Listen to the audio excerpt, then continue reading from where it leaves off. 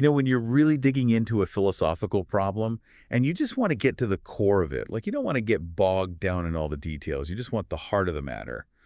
Well, that's kind of what we do here. Right, to the essence. Exactly. And today we're taking that approach with a really fascinating group, the Ikhwân al-Safâ. The Brethren of Purity. Yeah, and they left behind this really interesting work, kind of like a medieval encyclopedia, but way before the ones you usually think of. It's called the Rasail Ikhwân al-Safâ wa Qulan al-Wafa, the Epistles of the Pure Brethren and the Sincere Friends. Epistles. So we're talking letters. Well, more like treatises. They cover a huge range of topics. Think of it as a whole educational program laid out in these epistles meant for a select group of intellectuals. So a sort of secret society of knowledge seekers. Maybe not secret, but certainly elite. And what's really interesting is that we don't know for sure who they were. Oh, that's so frustrating. A whole encyclopedia and we don't know who wrote it. It's a bit of a mystery. But that makes it even more intriguing, right? We have this vast system of knowledge touching on everything from math and science to philosophy and spirituality, and the authors are these shadowy figures. I can see why philosophers would be drawn to this. Okay, so what's our plan for today? Well, we're going to tackle some of the big questions surrounding the Ikhwân al-Safâ. Who were they? When did they write this? What were their philosophical and religious beliefs? And how did they use the ideas of the ancient Greeks? We're going to uncover some pretty fascinating insights along the way. Sounds like a real philosophical puzzle. Let's get started. So who do we think these mysterious figures might have been? The traditional view, which comes from writers like Abu Hayyan al-Tawhidi and Abd al-Jabbar al-Hamadani, is that it was a group of scholars in Basra. Basra. That was a major center of learning back then, right?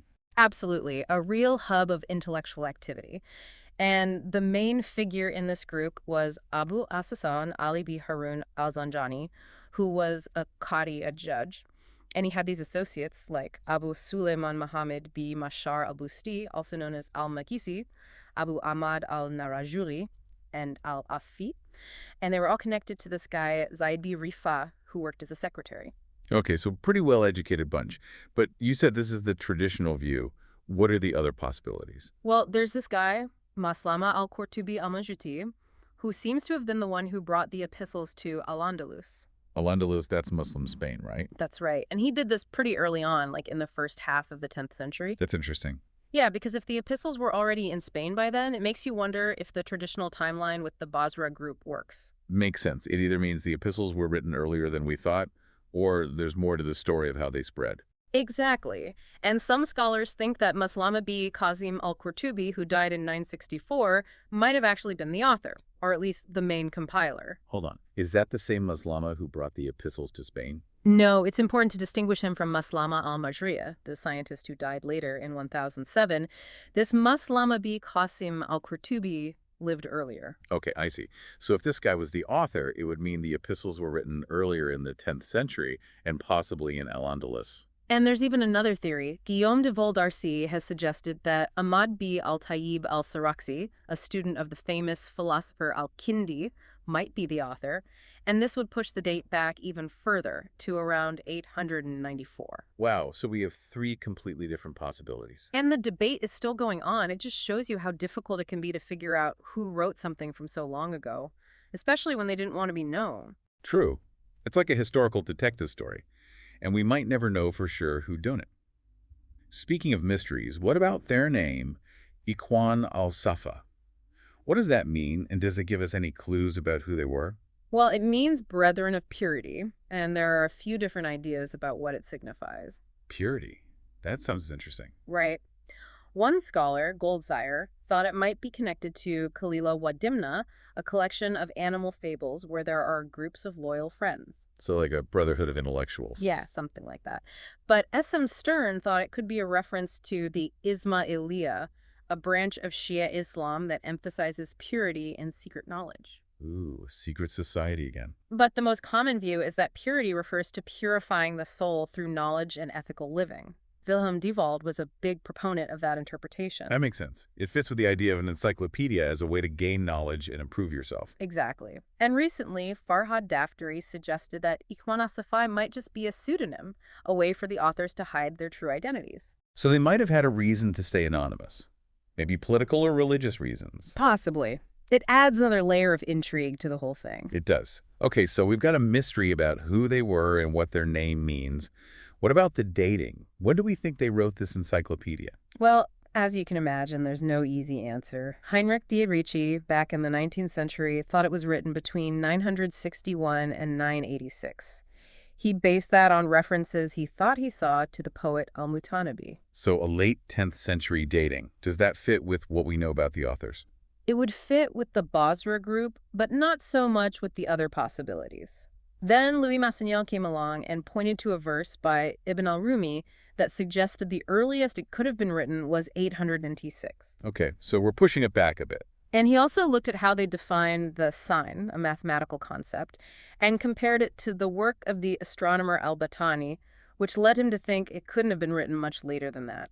He also connected the expected event they talk about in the epistles to the Fatimid conquest of Egypt, which happened around that time. So we've got some historical and scientific clues to work with. Right. But then Jean Casanova, who really dug into the astronomical data in the epistles, argued for a much later date, somewhere between 1047 and 1051. Wow, that's a big difference. It is. But most scholars don't agree with that later date. Okay, so back to the late 9th or 10th century. More recently, Yves Marquet went back to de Ricci's idea of 961 to 980, noting that it fits with what Al-Tavidi said. But he also said it could have been earlier, maybe around 909, especially if the authors were connected to the Ismailis. He linked this to the proclamation of the Fatimid Caliph Abulal al-Mahdi. So the Fatimids keep popping up. They do. And Abba Samdani, after looking at all the arguments, concluded that it was probably written between 873 and 909. He also thought there might be a link to the early Fatimid movement. So a lot of scholars seem to be pointing towards the late 9th or early 10th century. But then there's Gerald de Calatay. He focused on the astronomical cycles they describe in Epistle 36, and his analysis suggests a much wider range of dates, from the 9th century all the way to the 16th. That's a really wide range. It is. He connects specific conjunctions of Saturn and Jupiter to possible dates of composition, and even to prophecies about a messianic figure called the Quem. He also links some of these cycles to the Fatimid conquest. So maybe they were trying to connect their work to a larger historical or even prophetic timeline. It's possible, but the main point is we don't have a definitive answer about when it was written, which makes it even more challenging to understand their philosophy and their intentions. It's like trying to solve a puzzle with missing pieces. Exactly, but that's part of the fun, isn't it? It is. Okay, so we've talked about who they might have been and when they might have written this. Now the big question, what were their philosophical and religious ideas? The heart of the matter. Well, because they talk so much about salvation and purifying the soul, many scholars think they were connected to Shiite Islam and maybe even the Ismaili branch. The Ismailis. We've heard that name a few times already. They were a pretty significant movement at the time. Some scholars, like Yves Marquet, think the epistles might be the earliest complete presentation of Ismaili thought. Wow, that would make the Ikhwân al-Safâ pretty important figures in Islamic history. What evidence do we have for this Shiite connection? Well, they clearly have a lot of respect for Ali ibn Abi Talib, the fourth caliph. They see him as the rightful successor to the Prophet Muhammad and his wali, his spiritual guide. So they follow the Shiite line of succession. Yes, but it's not so simple. Some scholars point out that they sometimes talk negatively about the hidden imam, which is a central belief in Twelver Shi'ism. So maybe not Twelver Shi'ism, but possibly Ismaili. Some scholars think so. They point to a few things, like how the Ikhwân describe a hierarchical universe, how they talk about cycles in history that come in sets of 7, and how they distinguish between an intellectual elite and the masses. I see. And what about specific symbols? They use some symbols that are often associated with Ismailism, like the bee, which is sometimes seen as an allegory for the imam, the spiritual leader. Henry Corbin, a scholar of Islamic mysticism, was convinced they were Ismailis and interpreted their whole work in that light. There's a lot of evidence pointing in that direction. But not everyone agrees. Some scholars, like S.M. Stern and Wilhelm Diewald, think it was the other way around. They think the epistles actually influenced the development of Ismaili thought later on. So they see the Ikhwân as precursors to the Ismailis, not actual members. Right. And then there's the fact that the epistles themselves criticize supporters of the seven, which is an important idea in Ismailism. And they also talk a lot about celibacy, which is more of a Sufi thing. So they seem to be borrowing from different traditions. They do. And it's interesting because in the year 1150, the Sunni Caliph, al-Mustanjid, condemned the Rasail as heretical. Wow. So they were seen as a threat by the Sunni establishment. It seems so. But even though they were condemned, the Encyclopedia was still copied and translated into other languages. So clearly they had a following, even if they were considered heretical by some. Exactly. And it's not just Shiite and Ismaili ideas. Some scholars see influences from the Mu'tazilites, who were a group of rationalist theologians. Rationalist theologians. Yeah, they believed in using reason to understand religious doctrines. And some of the Ikhwân's ideas about free will and God sound similar to Mu'tazilite ideas. So they were open to using reason to explore faith. Yes, and they even saw science as a way to understand divine revelation better, which was different from some other theologians who were more suspicious of philosophy. So they were really trying to bring together different ways of thinking, a real synthesis of philosophy and religion. Absolutely. And that brings us to the classical heritage. They were heavily influenced by Greek philosophy. Oh yeah, the Greeks. Everyone was reading them back then. It was the foundation of a lot of intellectual life in the medieval period, and the Ikhwân were no exception. They were reading everything from the pre-Socratics to Plato and Aristotle, and even later thinkers like Plotinus and the Stoics. So they were pretty well versed in Greek thought. They were. In fact, the epistles are a really valuable source for understanding how much Arab scholars knew about Greek philosophy.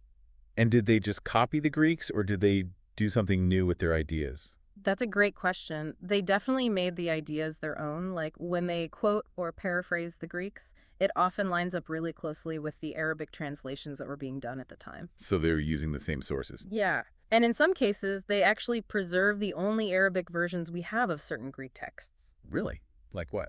A good example is the story of the Ring of Gyges from Plato's Republic, which is in Epistle 52. Wow. So they weren't just readers.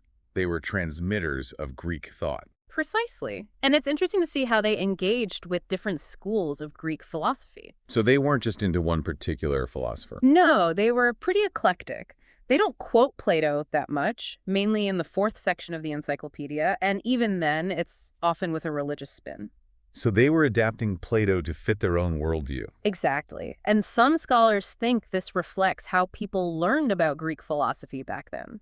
They'd start with Stoic ethics, then move on to Aristotelian logic and natural philosophy, and then finally get to Plato's metaphysics and theology. That's like a curriculum. It is. And it's interesting because the Ikhwân define philosophy as the imitation of God according to human capacity. That's a very Platonic idea. It is. So for them, philosophy wasn't just an intellectual pursuit. It was a way to become more like God. To achieve a kind of spiritual perfection. Exactly. And they were also heavily influenced by Aristotle, especially when it comes to how they understand the natural world and how they classify different types of knowledge. So they borrowed from both Plato and Aristotle.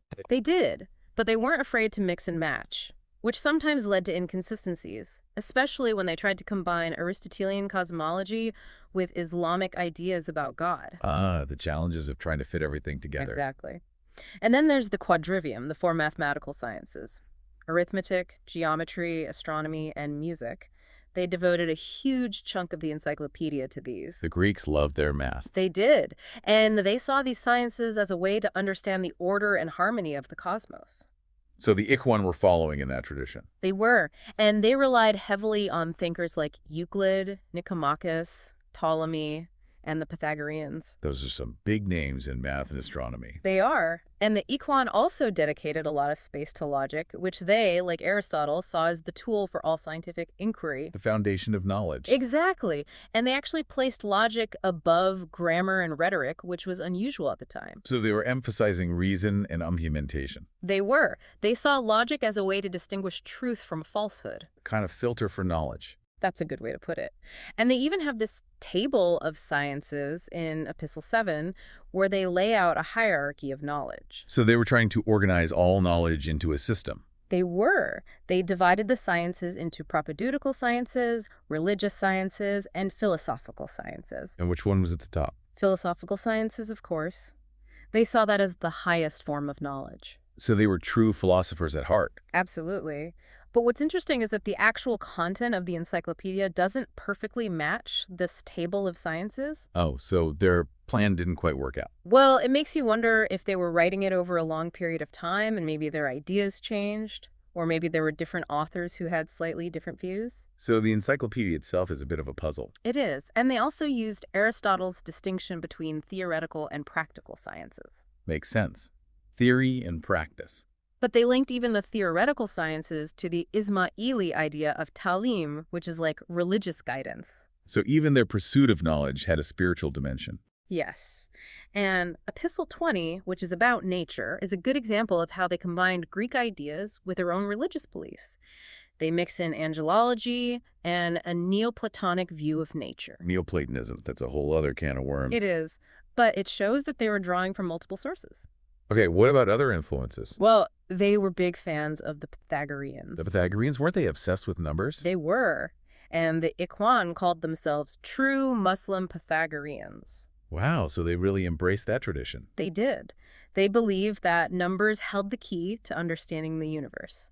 They saw connections between numbers and metaphysical principles, like God was the monad, the one, the active intellect was the dyad, the two, the universal soul was the triad, the three, and so on. So everything was connected through numbers. That's right. And they also believed in the Mekranthropos, the idea that the universe is like a giant human being. So we're all part of this cosmic body. In a way, yes. And we also see some hints of Hermetic ideas in their work. Hermeticism. Yeah, it was a mystical tradition that emphasized secret knowledge and the interconnectedness of everything. So they really were drawing from a wide range of sources. They were, and they weren't just copying these ideas. They were transforming them, making them their own. They were real intellectual synthesizers. Exactly. And that's what makes them so fascinating. They show us how complex and creative intellectual life was in the medieval period. It wasn't just a simple division between Islam and Greek philosophy. No, it was much more fluid and dynamic than that. It's like a tapestry woven from many different threads. That's a beautiful way to put it. Well, it's been a real pleasure exploring the world of the Ikhwân al-Safâ. Likewise. We've learned about the mysteries of their authorship, the debates about when they wrote their work, and the fascinating blend of philosophical and religious ideas that shaped their thinking. And we've seen how deeply they were influenced by Greek thought. It's been a real journey, and I think it leaves us with a lot to ponder. It does. So to our listeners, I want to leave you with a question. What do you find most intriguing, or maybe even most puzzling, about the Ikhwân al-Safâ, about their attempt to bring together ancient wisdom and Islamic thought? And how do their ideas about the purification of the soul and the pursuit of knowledge resonate with you today? It's a question worth thinking about. It is. Until next time, keep those philosophical gears turning. And keep exploring.